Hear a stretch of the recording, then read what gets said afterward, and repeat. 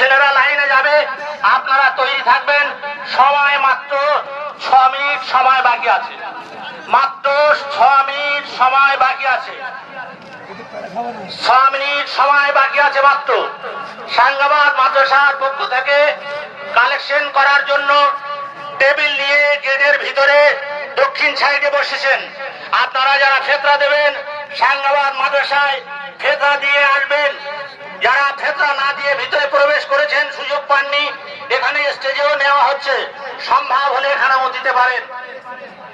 আমরা দীর্ঘ 1 বছর পর ঈদের এই মহামিলন উৎসবে আমরা যে সাম্য, মৈত্র, ঐক্যী, ভাতৃত্ব, ভালোবাসার বন্ধনে আবদ্ধ হয়ে আমরা ঈদ মিলন উৎসব পালন করতে চলেছি। আর মাত্র কয়েক মিনিট বাকি, 6 মিনিট মাত্র বাকি আছে।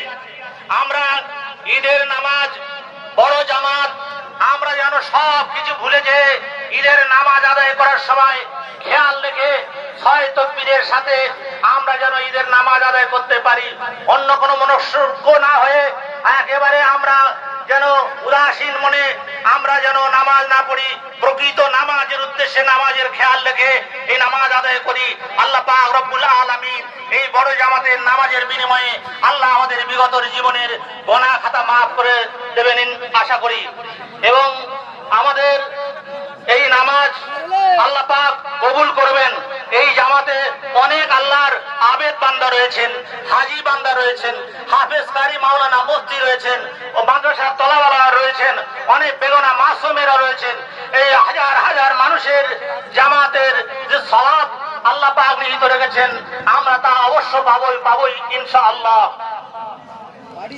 সময় মাত্র 5 মিনিট বাকি আছে, জাস্ট টাইমে নামাজ হবে ইনশাআল্লাহ।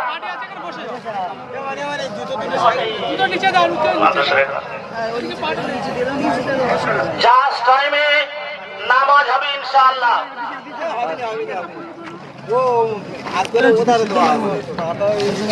আশেপাশে রেখে দাও না, অসুবিধা নেই। 4-5 রেখে দাও না, একটু সরে না হালকা, ব্যাস। কালেকশন হবে, মাদ্রাসার কালেকশন হবে লাইনের সাইডে, দক্ষিণ সাইডে। ছেলেরা তোমরা ওখানে থেকে যাও।